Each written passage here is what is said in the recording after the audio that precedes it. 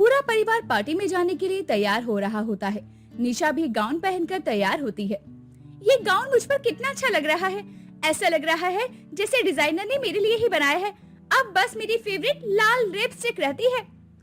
इतना बोलकर निशा सुंदर से गाउन पर सोने का हार, कान के मांग टीका पहनकर तैयार हो जाती है और सर पर अपनी शादी के लहंगे का दुपट्टा रख लेती है। कोई बात नहीं जीजी, अब तुम दोनों बहू बेवकूफ हो तो इसमें क्या ही कर सकते हैं। वैसे हम सब पार्टी के लिए लेट हो रही हैं। अरे हमारे परिवार की इज्जत का सवाल है, तुम अपने गहने उतार कर आओ। और करिश्मा, तुम साड़ी लहंगा या फिर गाउन पहन कर आओ। ऐसे तुम दोनों को मैं कहीं नहीं ले जाना चाहता। ये सुनकर निशा और करिश्मा अपने कमरे में जाती हैं और जैसा रवि ने कहा था वैसा ही तैयार होकर आती हैं। सभी लोग पार्टी में होते हैं और पार्टी में लोगों को देख दोनों बहुएं अपनी ननद से बोलती हैं। माजी और रवि ने ये अच्छा नहीं किया है। हमारे साथ देखो कैसा किया। जरा घर के सदस्यों ने तो कितने सारे गहने पहने हैं। उन लड़कियों को देखो कैसे प्लाजो, क्रॉप टॉप और शर्ट पहनी हुई है। उनकी ड्रेस कितनी अच्छी लग रही है। मुझे तो ये लहंगा पहनकर गंवार बना दिया, बिल्कुल आपकी तरह। गंवार किसको बोल रही हो तुम? शहर में रही हो इसका मतलब ये नहीं कि तुम मॉडर्न हो, समझी? आप दोनों आधी गंवार और आधी मॉडर्न नहीं बल्कि आधी पागल हो। अरे अगर मैं आपके साथ रही तो मैं भी पागल हो जाऊंगी। यहाँ पर लोगों को देखकर भी आपको अपनी ड्रेसिंग सेंस समझ में नहीं आ रही। काजल अपनी भाभी की लड़ाई और उनकी बातें सुनकर परेशान हो जाती है और वहाँ से चली जाती है। और अब पूरा परिवार घर आता है और सभी आराम करते हैं। अगली सुबह घर में मिक्सी होने के बाद निशा सिलबट्टे पर चटनी पीसती है तो वहीं सुबह सुबह करिश्मा शॉर्ट ड्रेस और हील्स पहनकर बालकनी पर खड़ी हो जाती है और एक्सरसाइज करने लगती है। करिश्मा, ये तुम क्या कर रही हो? भला इतनी मॉडर्न ड्रेस पहनकर कौन एक्सरसाइज करता है? मैं भी वैसे ही इंसान हूँ जो हर वक्त सुंदर दिखना चाहती है। आई बात समझ में? इतना बोलकर करिश्मा नीचे जाती है और सब्जी काटने वाली चाकू को उठाकर ब्रेड पर बटर लगाने लगती है। अरे बहू, तुम दोनों ये क्या कर रही हो? निशा बहू, मैंने तुझे बताया था ना, घर में मिक्सी रखी है, तुम मिक्सी का इस्तेमाल कर सकती हो चटनी पीसने के लिए। इतनी सारी दाल और चटनी तू सिलबट्टे पर कब तक पीसती रहेगी? और करिश्मा बहू, भला सब्जी काटने वाले चाकू से कौन ब्रेड पर बटर लगाता है? बटर लगाने के लिए अलग से नाइफ आता है। माफ करना काकी जी, मुझे लगा था ये बटर नाइफ है। अरे आप रहने दो। आप इन दोनों को कुछ भी बताओगी तो आप खुद ही परेशान हो जाओगी। इन दोनों ने कुछ नहीं सीखना। आखिर ये दोनों आधी गवार और आधी मॉडर्न जो हैं। हाँ हाँ, तुम तो शहर की रहने वाली हो ना, इसलिए ऐसी बातें करोगी। गांव की औरतों को जाकर देखो, अपने आप पता चल जाएगा कौन गवार है। सुमित और सुमित्रा अब निशा और करिश्मा से बहस नहीं करते और वहाँ से चले जाते हैं। समय गुजरता है। देखते ही देखते आशा और विनोद की शादी की सालगिरह आती है। पूरा परिवार इस बार उनकी शादी की सालगिरह सेलिब्रेट करने की बात करते हैं। चाची, ये आपकी 30वीं शादी की सालगिरह है, इसलिए हम सब सोच रहे थे कि क्यों ना घर में एक छोटी सी पार्टी रखी जाए। सुमित बिल्कुल सही कह रहा है चाची। वैसे भी जब से दोनों भैया की शादी हुई है घर में कोई फंक्शन नहीं हुआ। लास्ट टाइम भी आपका बर्थडे और शादी की सालगिरह, माँ की सालगिरह सब घर में ही हमने मनाई थी, वो भी अच्छा खाना बनाकर। अरे आशा, अब बच्चे इतनी जिद कर ही रहे हैं तो उनके लिए घर में छोटी सी पार्टी रख लेते हैं और सिर्फ अपने आसपास के 2-4 जानने वालों को ही बुला लेंगे। जब हम घर में पार्टी रख रहे हैं तो क्यों ना हम थीम पार्टी रखें, वो भी 90s के दशक की। जब थीम पार्टी रख रहे हो तो 60 के दशक की रखेंगे ना, माँ जी और पापा जी के दौर की, उन्हें ज्यादा अच्छा लगेगा। अब बच्चों को अपने लिए कुछ प्लान बनाते देखकर आशा और विनोद को काफी अच्छा लगता है। वो सभी पार्टी की तैयारी में लग जाते हैं। देखते ही देखते आशा की शादी की सालगिरह आ जाती है और उस दिन आशा अपने पति के साथ अपनी रिसेप्शन पार्टी की साड़ी और विनोद कोट पैंट पहनता है तो वहीं सुमित्रा भी ब्लैक एंड व्हाइट डॉट वाली साड़ी पहनती है, बिल्कुल पुराने जमाने की हीरोइन की तरह।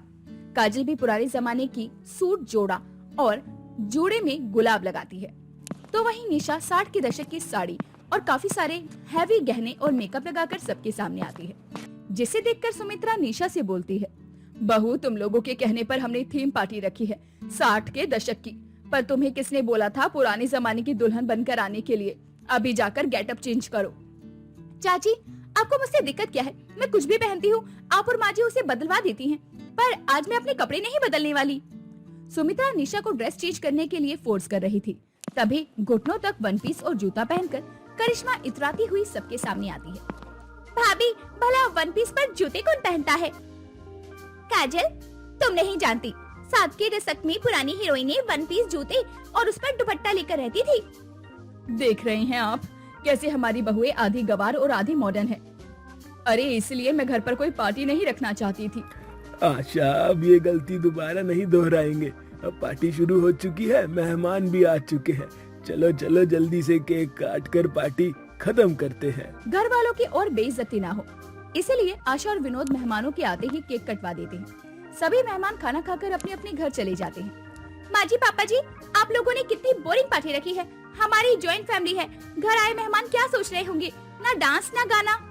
आधी गवार आधी मॉडर्न बहुएं पाकर वैसे ही हर कोई हर समय गाना ही गाता है, जो सुनकर मुझे अच्छा नहीं लगता। इसलिए तुम दोनों के चलते हम घर में पार्टी नहीं रख सकते और पार्टी खत्म करनी पड़ी। आशा नाराज होकर अपने कमरे में चली जाती है। इसी तरह कुछ दिन बीत जाते हैं। विदेश से पंकज घर आता है।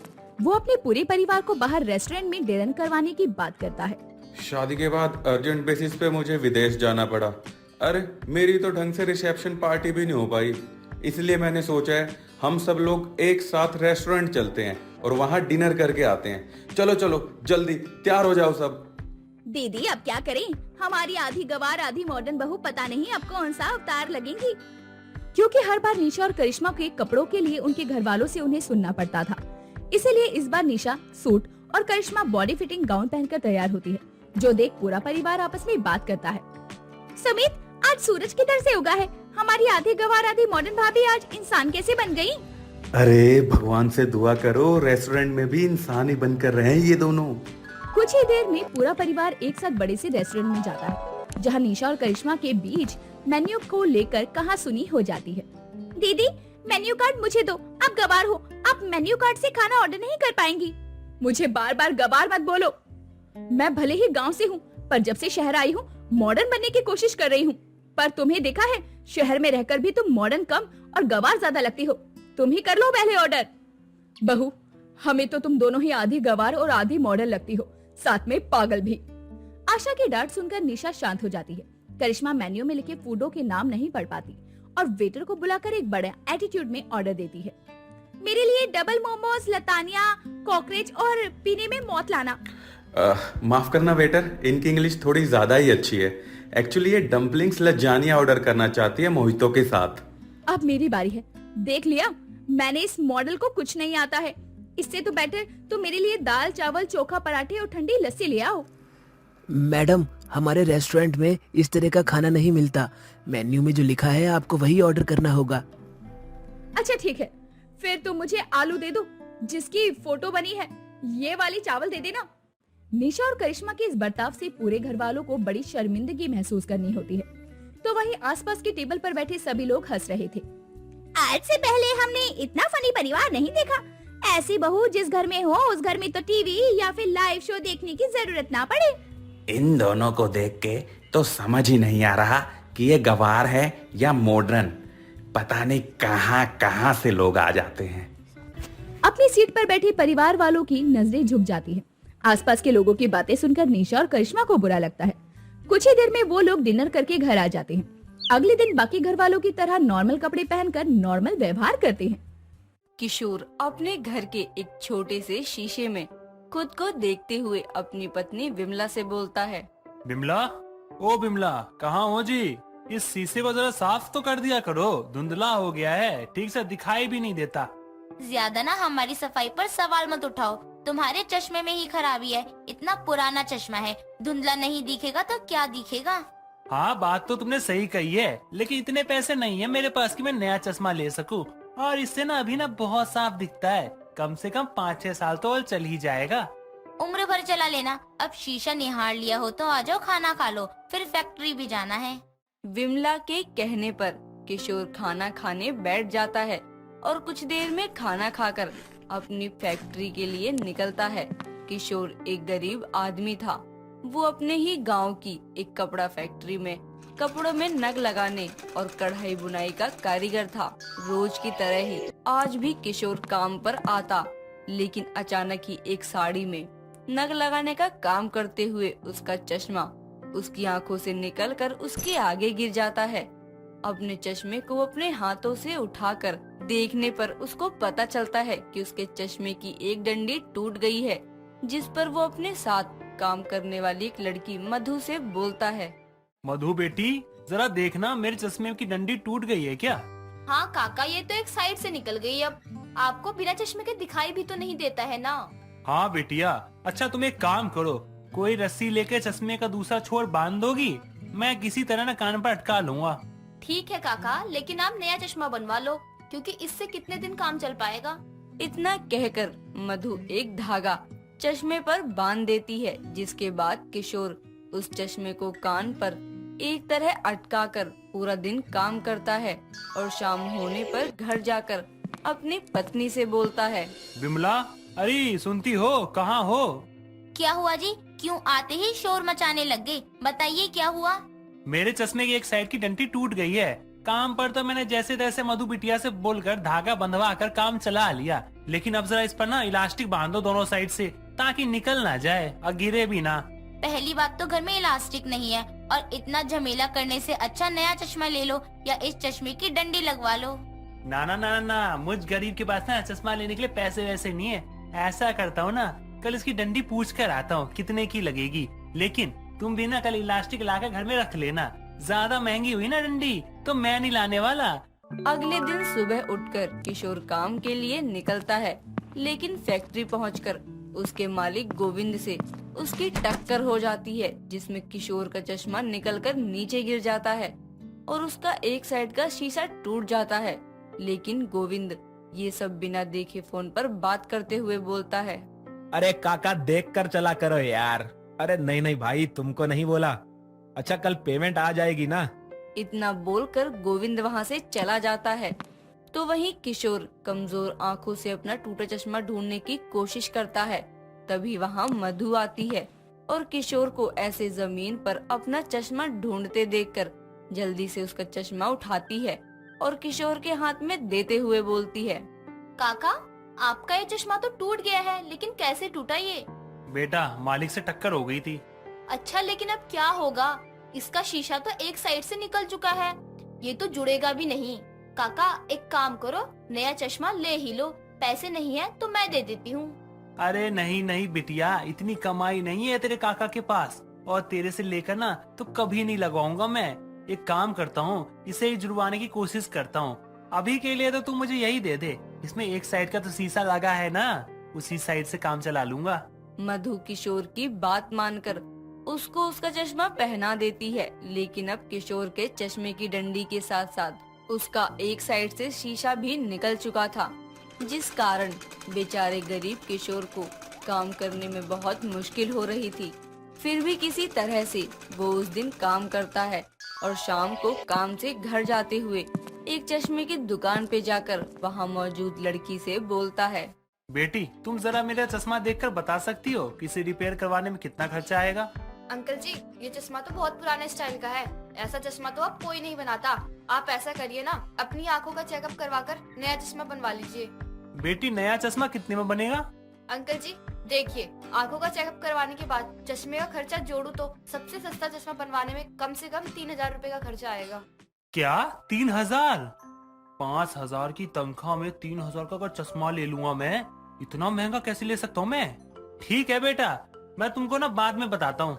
किशोर वहाँ से मुंह लटकाए घर चला जाता है, जहाँ विमला अपने पति के आने पर उसके चेहरे पर एक साइड से टूटा चश्मा देखकर वो बोलती है। ये क्या? ये तो और भी ज्यादा टूट गया। अरे आपने काम कैसे किया आज? बिना चश्मे के आप देख ही नहीं पाते हैं। पहले ही कहा था कि नया चश्मा बनवा लो। नया चश्मा ना पूछ के आए हैं, 3000 का बन रहा है। बताओ इतने पैसे मुझ गरीब के पास कहाँ से आएंगे? आज सूरज होता तो अपने बाबा को यूं गरीबी में जिंदगी नहीं गुजारने देता, लेकिन क्या करें, भगवान ने हम गरीबों से हमारे इकलौता सहारा भी कुछ सालों पहले एक्सीडेंट में छीन लिया। लेकिन आप चिंता मत करो, मेरे पास एक अंगूठी है अपनी शादी की, उसको बेचकर आप चश्मा बनवा लो। नहीं नहीं नहीं नहीं, वो तुम्हारी माँ की अंगूठी है। अगर मैं उसको बेचूंगा ना तो मुझे पाप लगेगा, पाप। इसलिए ना मैं उसको नहीं बेचूंगा, कुछ दिन ऐसे ही काम चला लेता हूँ। अगर आगे जाके पैसे मिलेंगे ना, उसमें थोड़े से बचा के सस्ता वाला चश्मा ले लूंगा। बनवाने में तो बहुत पैसे लग रहे हैं ना। किशोर का चश्मा टूट गया था और बिना चश्मे के वो एक अंधे इंसान के भांति था। लेकिन पैसों की कमी के कारण वो अपना चश्मा नहीं जुड़वा पा रहा था और अब ऐसे ही अगले दिन टूटे चश्मे के साथ काम पर पहुंचते हुए रास्ते में एक मोटरसाइकिल से किशोर टकरा जाता है और उसके हाथ पैर पर खरोच आ जाती है। बावजूद इसके वो किसी तरह काम पर पहुंचता है, जहां उसकी ये हालत देखकर मधु बोलती है, अरे काका, ये सब क्या है? हाथ पैर में ऐसे चोट कैसे लगी? बेटी क्या बताऊं, चश्मा टूटने के कारण कुछ दिखता ही नहीं है ढंग से, इसलिए गाड़ी से टकरा गया था। ज्यादा नहीं लगी है, तुम चिंता मत करो।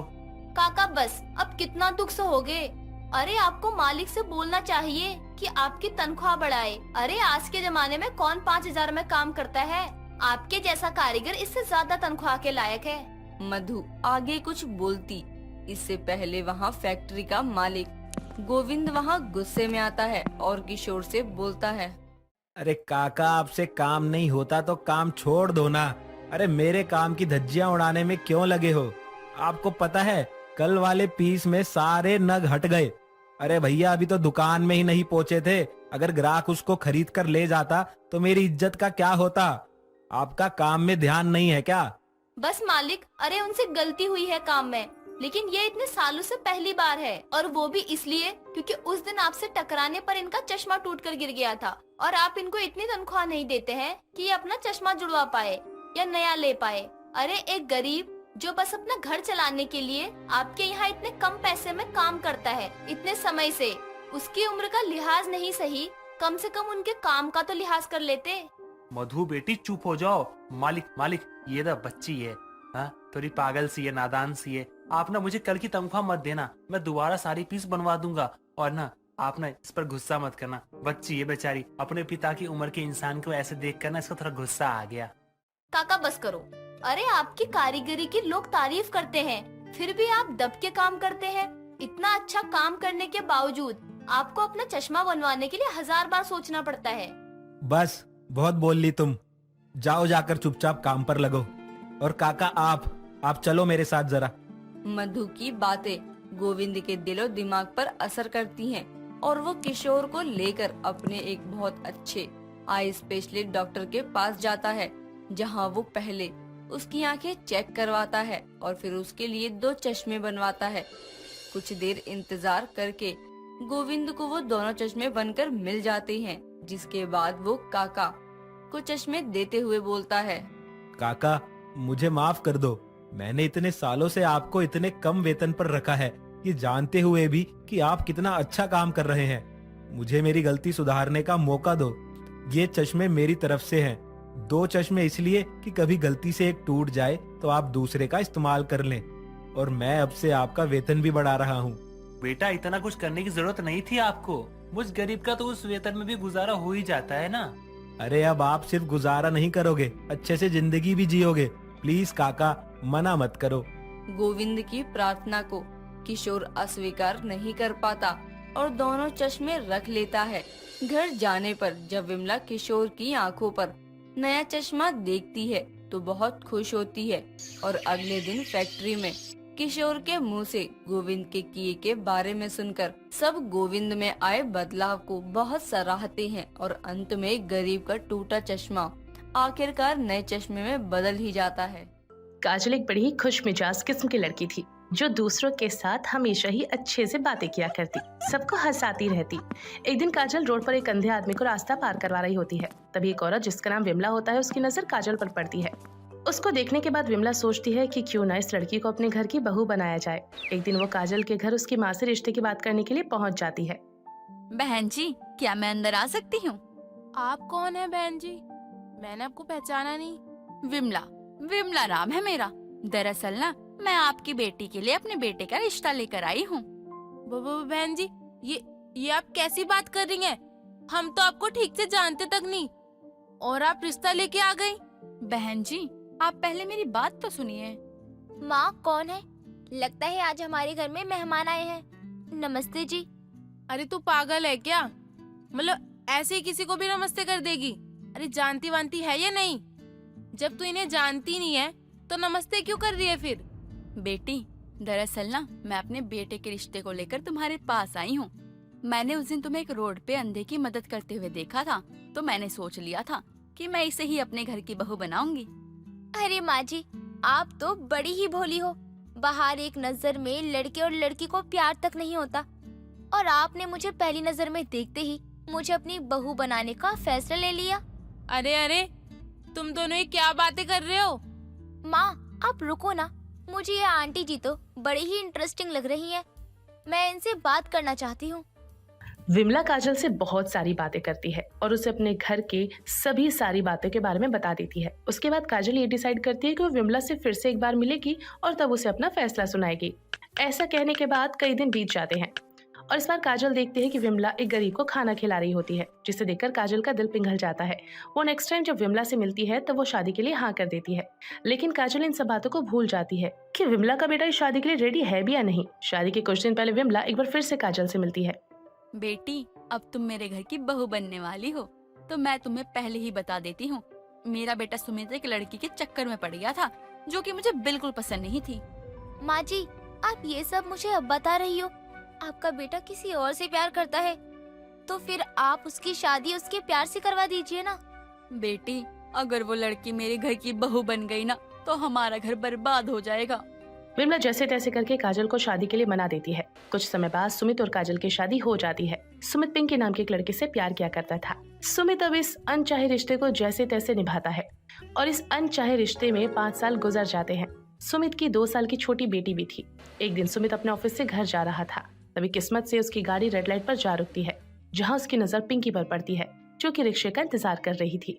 उसे देखकर सुमित को एक अजीब सी फीलिंग आती है। वो ना चाहते हुए पिंकी के पास जाता है। पिंकी भी उसको देख लेती है। सुमित को देख पिंकी की आंखों में आंसू आ जाते हैं। वो ना तो दाएं देखती है ना बाएं और सीधा उसको गले से लगा लेती है और रोने लग जाती है। पिंकी चुप हो जाओ प्लीज, तुम रो मत। तुम्हें पता है मैं आज भी तुमसे उतना ही प्यार करती हूँ जितना पहले करती थी, लेकिन तुमने तो किसी और से। नहीं पिंकी, मैंने काजल से शादी अपनी मर्जी से नहीं की है, बल्कि माँ की जिद पर करी है। मैं आज तक तुम्हारा इंतजार कर रही हूँ Sumit, please come back in my life. जितना प्यार पिंकी उससे करती थी उतना ही प्यार सुमित भी पिंकी से करता था। वो अपनी पत्नी के बारे में सोचता है और ना ही अपनी बच्ची के बारे में सोचता है और बिना सोचे समझे उससे कहता है, पिंकी मैं तुमसे आज भी उतना ही प्यार करता हूँ जितना कि पहले करता था, और मैं भी तुम्हारे बिना नहीं रह सकता। प्रॉमिस करो तुम मुझे अपनाओगे, तुम मुझसे शादी करोगे, तुम अपनी बीवी को छोड़कर मेरे साथ रहोगे। प्रॉमिस करो ना सुमित। प्रॉमिस, मैं तुम्हारे पास बहुत जल्द आऊंगा। अब क्या था, दोनों एक दूसरे से मिलते हैं और अपने अपने घर चले जाते हैं। घर आने के बाद भी सुमित बस पिंकी के बारे में ही सोच रहा था। तभी वहाँ पर काजल आती है और सुमित से कहती है, सुमित जी क्या हुआ, क्या सोच रहे हो आप? कुछ नहीं काजल। मुझे ऐसा क्यों लग रहा है कि आप किसी बात से परेशान हो, लेकिन आप मुझे बताना नहीं चाहते हो। बोला ना काजल, कुछ नहीं हुआ, मुझे बस एक कप चाय ला कर दे दो। सुमित का बदला बदला बर्ताव काजल को बिल्कुल भी अच्छा नहीं लग रहा था और वो चुपचाप वहाँ से सुमित के लिए चाय बनाने के लिए चली जाती है। वो किचन में चाय ही बना रही थी कि तभी वहाँ पर विमला यानी कि काजल की सास आती है और अपनी बहू से कहती है, बहू आज क्या बनेगा खाने में? आप ही बताइए मम्मी जी कि मैं आज खाने में क्या बनाऊं। बहू तुम मुझसे पूछती है और तू तो जानती है ना कि मैं किसका नाम लेती हूँ। हाँ मम्मी जी मैं जानती हूँ, आप थोड़ी देर बाहर बैठिए, मैं सुमित जी की चाय उनको देकर आती हूँ, उसके बाद मैं कढ़ी चावल बनाऊंगी। काजल अब सुमित को चाय दे देती है, जिसके बाद वो कढ़ी चावल बनाने लगती है। कुछ देर बाद कढ़ी चावल बन जाते हैं और सभी कढ़ी चावल खाने लगते हैं। उन्हें खाकर विमला अपनी बहू से कहती है, बहू सच में तेरे हाथों में तो जादू है जादू, कितना टेस्टी कढ़ी चावल बनाया है तूने। बस मम्मी जी, माँ की रेसिपी है और आप तो जानती हो कि माँ के हाथों में तो जादू अलग ही होता है। हाँ बहू, ये तो बिल्कुल सही कह रही है। सास बहू आपस में बात ही कर रहे होते हैं कि तभी विमला की नजर सुमित पर पड़ती है। वो देखती है कि वो आज बिल्कुल शांत सा है। ये देखकर विमला अपने बेटे से कहती है, बेटा सुमित क्या हुआ, तुझे बहू के हाथ के कढ़ी चावल अच्छे नहीं लगे क्या? नहीं नहीं, ऐसा नहीं है, भला काजल के हाथ के चावल किसको नहीं आएंगे पसंद। इतना बोलकर सुमित खाना खाने लगता है और खाना खाकर सोने चला जाता है। ये देख काजल अपनी सास से कहती है, मम्मी जी मुझे ऐसा क्यों लग रहा है कि सुमित जी परेशान है। पता नहीं बेटा, ये तो किसी को कुछ बताता भी नहीं है, लेकिन तू इसका ध्यान रखना। जी मम्मी जी। अब क्या था, काजल अपने कमरे में चली जाती है और अपने पति और बेटी के साथ सो जाती है। अगली सुबह सुमित काजल के लिए एक चिट्ठी छोड़कर चला जाता है। माँ जी, मैं सुबह से सुमित जी को ढूंढ रही हूँ, पर वो पूरे घर में कहीं भी नहीं है, और तो और उनका सामान भी घर में नहीं है। ये तो क्या बोल रही है बहू? सुमित यहीं कहीं होगा। हो सकता है कि अपने किसी दोस्त से मिलने गया हो। नहीं मम्मी जी, सुमित जी पूरे घर में कहीं भी नहीं है। मैंने उनके सभी दोस्तों से फोन करके पूछ लिया। काजल अपनी साथ से बात ही कर रही होती है कि तभी देखती है कि झूले में उसकी बेटी के पास एक चिट्ठी रखी हुई है। अब काजल अपनी बेटी के पास झूले के पास जाती है और उस चिट्ठी को पढ़ती है। काजल, मैं तुमसे शादी नहीं करना चाहता था, पर माँ के दबाव में आकर तुमसे शादी की, और मैंने पूरे दिल से इस रिश्ते को निभाने की कोशिश की, पर मैं इसमें नाकाम रहा। और कल जब मुझे मेरा खोया हुआ प्यार मिला तो मैं खुद को रोक नहीं पाया, और इसीलिए मैंने खुद को इस रिश्ते से आजाद कर लिया और अपने प्यार के पास वापस आ गया। उम्मीद है कि तुम भी हमारी बेटी के साथ आगे बढ़ जाओगी और उसका अच्छे से ख्याल रखोगी। सुमित की चिट्ठी पढ़कर काजल को बहुत ठेस पहुंचती है और वो रोते हुए अपनी सास विमला को सारी बातें बताती है। सुमित की चिट्ठी सुनकर विमला को भी बहुत दुख होता है और विमला काजल से कुछ नहीं कह पाती। काजल वहाँ से रोते हुए चली जाती है। ऐसे ही समय गुजरता है। समय के साथ सुमित के ना होने पर विमला और काजल के हालात और भी ज्यादा बिगड़ जाते हैं। और ऐसे एक दिन काजल बाहर से कुछ सामान लेने के लिए जा रही थी, तभी वो सुनती है कि मोहल्ले की कुछ औरतें बातें बनाने लगती हैं। अरे बहन, देख रही हो इस औरत को? हाँ बहन, क्यों? जानती हो ये है कौन? अरे ये तो अपनी विमला बहन की बहू है काजल। बड़ा सुना है इसके बारे में, बहुत अच्छी बहू है ये। अरे कहाँ की अच्छी बहू, इसके पति ने तो इसको छोड़ दिया है। क्या बात कर रही हो बहन? अरे और नहीं तो क्या, बेचारी बिमला बहन अपनी पोती को अब कैसे पालेगी। अरे इस औरत ने आते ही माँ बेटे को अलग कर दिया। पर बहन ऐसा हुआ भी क्या है? अब मैं क्या जानूं बहन, इनके घर का मामला है, ये लोग जाने, अब मुझे क्या पता। औरतों की बातें पास खड़ी काजल सुन लेती है और वो किसी का जवाब ना देते हुए अपने घर चली जाती है और रोने लगती है। बहू की सिसकियों से विमला अपनी बहू के पास जाती है, उसके रोने का कारण पूछती है। तो उसके बाद काजल अपनी सास को सब कुछ बता देती है। ये सुनकर विमला को बहुत दुख होता है और वो दुखी होते हुए कहती है, बहू मुझे माफ कर दे, ना मैं तेरी शादी अपने बेटे से करवाती और ना ही तुझे ये समाज ताने मारता और ना ही हमें इस हालत से गुजरना पड़ता। मम्मी जी, आप चिंता मत कीजिए, मैं इन सबको इनकी बातों का जवाब जरूर दूंगी। उससे पहले मुझे अपने घर और अपने हालातों में सुधार लाना होगा, तभी कुछ हो पाएगा। और अब मैं ये कड़ी चावल बेचना शुरू करूंगी। बहू लेकिन तो ये कैसे करेगी? मतलब हमारे पास तो पैसे भी नहीं है। मेरे पास कुछ गहने हैं मम्मी जी, मैं उनको बेचकर अपना काम शुरू करूंगी। ठीक है बहू, मैं तेरे साथ हूँ। तू बाहर जाके कड़ी चावल बेच और घर पे मैं अपनी पोती का ख्याल रखूंगी। हाँ मम्मी जी। अब क्या था, काजल अपने गहने सुनार के पास गिरवी रख देती है और मार्केट में अपने कढ़ी चावल बेचने लगती है। लेकिन उसकी मेहनत रंग नहीं लाती। पहले ही दिन उसकी बिक्री से एक भी पैसा नहीं बनता। ये देखकर काजल खुद से कहती है, आज तो मेरा पहला दिन था और आज के ही दिन बिक्री नहीं हुई। काजल उदास होकर अपने ठेले को लेकर घर चली आती है। काजल को उदास देखकर विमला कहती है, बहू क्या हुआ? मम्मी जी होगा क्या, आज ही पहला दिन था, लेकिन आज के दिन मेरे कड़ी चावल की एक प्लेट तक नहीं बिकी। पता नहीं मुझ जैसी गरीब से कोई कड़ी चावल लेगा भी या नहीं।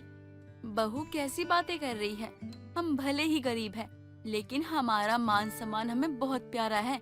चल अब तो इस तरह उदास मत हो बहू, हम गरीब की कड़ी चावल जरूर बिकेंगे। विमला काजल को दिलासा देकर उसे एक नई उम्मीद की राह दिखाती है। अगले दिन काजल एक बार फिर से कढ़ी चावल के ठेले को लेकर मार्केट में जाती है, लेकिन आज उसके कढ़ी चावल काफी मात्रा में बिक जाते हैं और काजल को अपनी मंजिल की पहली सीढ़ी दिखाई देती है। अब काजल रोज कढ़ी चावल बेचा करती और अपने घर वालों के साथ साथ अपनी बच्ची की भी देखभाल करती। धीरे धीरे वो बहुत ज्यादा तरक्की कर लेती है और अपने छोटे से ठेले को छोड़ वो एक होटल भी खोल लेती है। ये सब देखकर सब लोगों का मुंह बंद हो जाता है, जिन्होंने एक समय में काजल को गलत ठहराया था।